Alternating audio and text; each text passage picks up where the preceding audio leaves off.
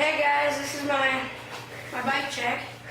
I have the Verde Cadet with some other parts on it. I have this S&M redneck XLT stem, some sinz pedals, however you pronounce that.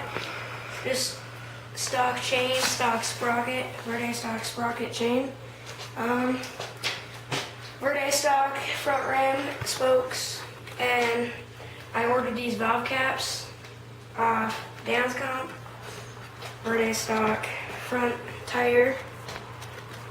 I have a Verde stock back rim with the same valve cap, and I took the actual rubber tire off of my sister's old bike, so that is just the next tire.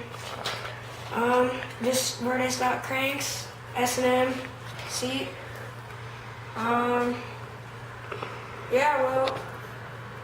And I have Shadow Conspiracy 13 grips, and just everything else is stock. So that's about it for my bike check.